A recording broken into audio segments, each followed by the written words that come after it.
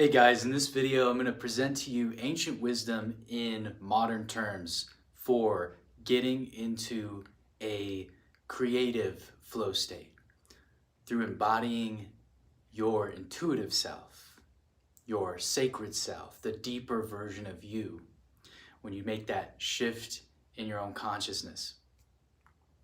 So part of the understanding the mindset or the framework of this is that there is already a version of you that is living that creative flow state, that is living in the flow of energy moving through you into the expression of your greatest gifts.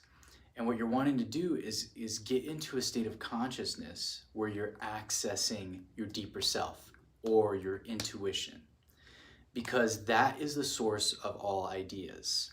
So in the book Think and Grow Rich, Napoleon Hill talks about the idea of original imagination.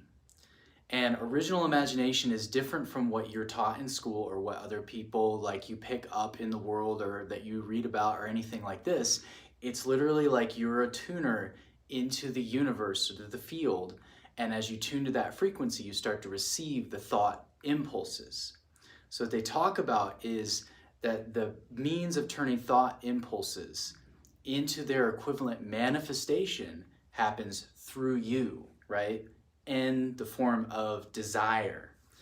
And so the more that you read into, how to get into that state is assuming the identity, feeling yourself being that version of yourself and assuming the feeling state before. And this is why meditation is so effective, because you cease the resistance, because you are like a channel for a river of that energy to flow through when you're not in resistance.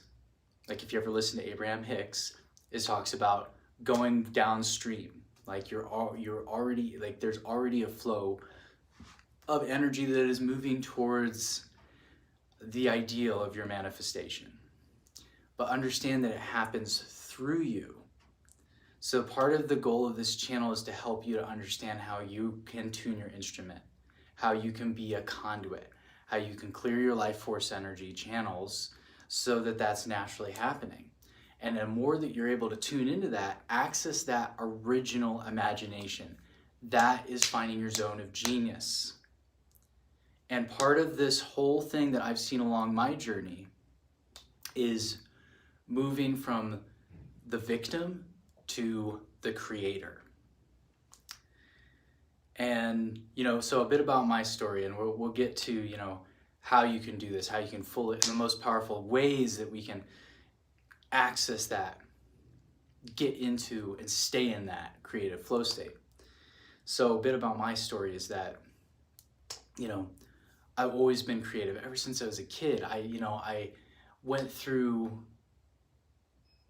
remembering that, being really connected to this imaginal realm, just as real and as vivid.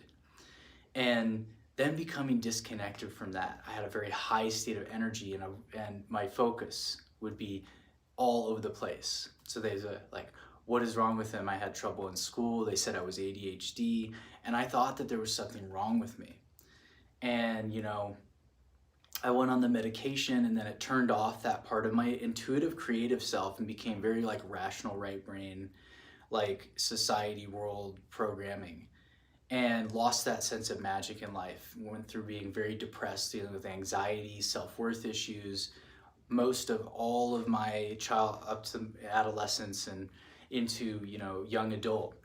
And then eventually had a shift in remembering that I wanted to get back to that sense of magic, and started to find myself again through writing and through music and through journaling and finding, connecting with myself and finding those creative outlets for my voice to connect with the inner voice and bring that inner voice out. And started to go through this healing, and I was right around the time when I started to feel that there was another way, and I discovered meditation. And I took myself off medication went to meditation and healed my ADHD, and then started to access and open my third eye and connect to my spirit And then I started getting all this crazy stuff like chakras and like, you know, how to clear your energy body, and like started, you know, having visions of another dimension of our experience of a spiritual reality that exists underneath the layer of our physical reality, that actually it creates our physical reality.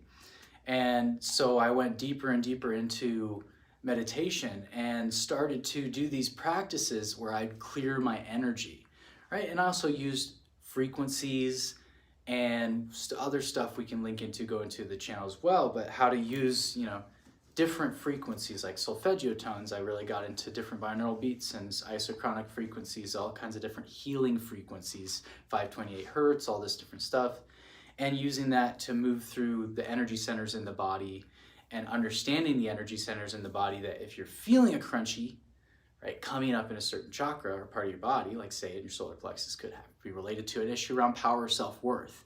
And then you could use the same frequency to tune that part of your body as an instrument and clear that. And then when you clear that, if you ever watch maybe we'll put a link to this, but there's an episode in Avatar: The Last Airbender, right, where he goes to the guru and he's teaching about the chakras. And he's drinking the banana juice and the onions, and trust me, I looked it up. Maybe it works. I don't know. I've never tried it. But, you know, he's teaching about the chakras, and he takes him to the river, right? And he says, well, each of the chakras is like each of these pools, right? And there's multiple pools, right? And then there's this little stream that connects each pool. And he says, well, when you clear one, you also clear, and it flows into the next, right? So we have these little channels that connect each of the energy centers, right? And it's like a stream. So as you clear, and all these they're the colors of, they're the colors of being. These are just like, it's a spectrum of energy. It corresponds to the emotional scale, you know, from survival to enlightenment. Like it's a full spectrum. It's shadow and light. It's all the colors of the rainbow. If you ever look into Ken Wilber's Spiral Dynamics, also describes how each of the different levels of consciousness correspond to a frequency bandwidth, right? And we translate that into visible light, which is each of the 7 colors in the rainbow, or each of the 7 notes in the major scale, right? And the more that you look into, understand that music and light are all based on vibration. So the musical scale is also based on sacred geometry and the patterns of nature. When you play these frequencies and you listen to them and you meditate, you change the waters in your body. Look up cymatics. When we play these certain frequencies, they create certain patterns in water, or they measure it in sand, and it creates that geometrical frequency. Well, understand that to become whole, right, that there's already that version of you, right? There's already that divine creative spark within you, because it's within everything. It's as above, so below. Like, well, let's go esoteric like y'all about that, hit the light, because we're blowing it up. And ultimately, you're a microcosm of the whole shebang. I'm just saying that the same principles of the universe that went into creating the universe are applying to you and everything that you create. So becoming more creative, more magnetic to what you desire, is understanding the principle of coherence. Coherence is the organizing principle of the universe. Coherence is the organizing principle of manifestation, right? It is how the formless comes into form, and it happens through you. That is what sacred geometry is pointing at. That is why a flower grows the way it does. It's why a baby's cells divide in the shape of a flower of life in the womb, because it's the organizing principle of coherence. So attention, whatever you put your attention on, your energy flows. And that expands in your experience. And then with intention, changes your relationship and how you work with what you're putting your attention on. When you have your attention on, which flows energy towards, and your intention shapes how that object of your awareness manifests, or your relationship with that thing in your experience. So if you have an intention to, say, you want to create content and transform people's consciousness, or say you need to put your attention on whatever your medium of how you're expressing your creativity. Say for me, it's meditating, assuming the identity, feeling myself as a version of being a full-time digital creator, with the course helping people to step into being a clear channel for the creative spark. Me sitting down and writing down, where are the ideas coming from? Where did the idea come from for me to do this video? The ideas are coming from the field. So when you do the practices to tune in, but then it's just like, yeah, it's like, be it, right? I watch Aaron Doughty's videos, another YouTuber. He talks a lot about assuming, like, being the version of the thing. And he has, it's really good. His frame technique is really good. And for me, the frame, like, you are the frame is the awareness, the frame is the structure, right? So when you do these practices of dropping into your body, because a lot of people go like, when they awaken, when you like drop in, you like create a structure through which your awareness filters. So realize that, like, you're the witness, you're the spirit, this is the matter, right? But then the other side of this, which is here, what I'm here to help you with, is the flow that moves through the frame. So when you create the structure, the masculine, the feminine moves through that. So if you understand what the structure of your awareness through your intention is, then you can change the effect. It's so called the law of karma, cause and effect. If you don't like the effect of what you're creating, you got to change the cause. The cause is within you. You're already creating all the time. Everybody's already manifesting all the time. Everybody's already doing magic all the time. That's what spells are. Speaking is spelling, right? You're the wand. So you want to, like, how you live this magical life and be in your creative flow and feel the juicy, feel the Shakti. I don't have to conform to some way of being. Like literally, like, that's what it is. It's the Shiva and the Shakti. It's the dance of creation within you and feeling that energy, basically. And use cultivation, right? So then basically what I realized is that your mess becomes your message.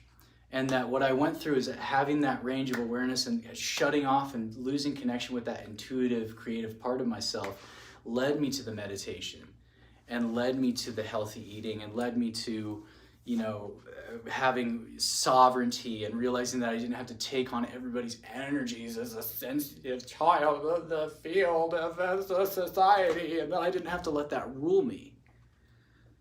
You know, and that I could create my own reality because I'm just a reflection of you. So of course I'm saying the same thing as you and about that. And helping and realizing that it's about helping others to liberate their awareness. That's what the creative spark is already within you. It's like, it's freeing up your energy or freeing up your bandwidth from the bullshit narratives and from the limiting beliefs and the patterns that keep you from stepping into and taking that creative action. Because what did Tony Robbins say? That 90% more people took action when they set a time to do the activity.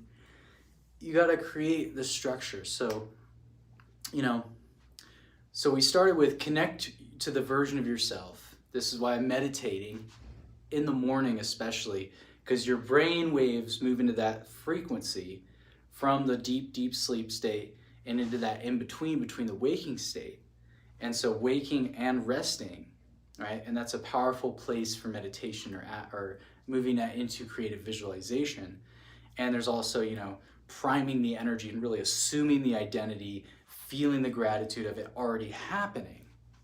And then setting aside time where you tune in and receive the inspirations and doing some kind of action where you ground that in and make that real. So like grabbing your journal, when you have the inspirations start to come through, there's a tool that I use, it's called sparking. And what you do is that after you tune in, you prime, and then you spark. And then because when you get the creative idea, you write it down. And you can do a process of automatic writing where you just start streaming everything that comes to put your inner editor to the side. That was one tool that Joe Vitale gave that I found really helpful. He talks about the inner editor, and that when you're allowing your creative flow, right, Mr. Flow, flowy flow, to come through, you got to put Mr. Editor, ego, which has its place, over here, and say like, you'll have your turn later, dude, okay? And don't edit your thing, right? And whether that's that, or putting on a video and speaking, or putting your paintbrush to the, oh, I felt this shape in my meditation, or you know, doing a toning where you're maybe doing flowing you know, an intuitive expression through your voice, or whatever it is, that some kind of activity you can do in the moment to move you through it, whatever that is for you when you receive the inspiration, because that's wiring it in. And setting aside that time. So setting aside that time every day to do what you're passionate about. And clearing the voice and clearing the power. Right, the voice and the power are so connected to the creative energy. Because remember that your creative energy is your life force, right? And that as you come to have a solid sense of self and boundaries, you feel more safe to be your full authentic self and to express your voice. Because the voice isn't just like, hey, the voice for me to talk to people. Like, that's a very 3D perspective of what the voice is. The voice is a translator of vibrations that's literally rippling out and creating your reality through your communication, receiving and expressing. That's why what you speak, and so you envision, and so you feel, and so you become, and so as you speak, and so you create. As you speak, so you create. Abracadabra, that's what that word means. And so it's coming through you, even if just these, you're thinking the thoughts, those are vibrations. On the subtlest levels, that's a form of sound. So when people are like, oh, in the universe was first, it was like, Om. You know, like, Om, Om, Om. So it's saying that basically the universe is an ocean and a sound went through it and made the worlds. It's like, that's the simplest thing. And but you are doing that as well, because you are an expression. So, and part of that, taking your power back, right, is doing the energy work. So like, as you feel that tension coming up, creating the space to go in and to clear your channel, you know, and to breathe through that and to fully feel it, because the feeling is the healing. The healing is in the feeling, and not resisting whatever you're feeling, and not labeling it as part of yourself as bad. Say if you were not creatively expressing yourself and getting depressed, but don't beat up on yourself on that, because that's like, again, now you're judging your own shadow. So like receiving that and just like allowing yourself to express yourself, really, and to self-source that spark of inspiration. So that's what I've got for now. Thanks for tuning in. And I'm creating a course space for us to come together and do these practices.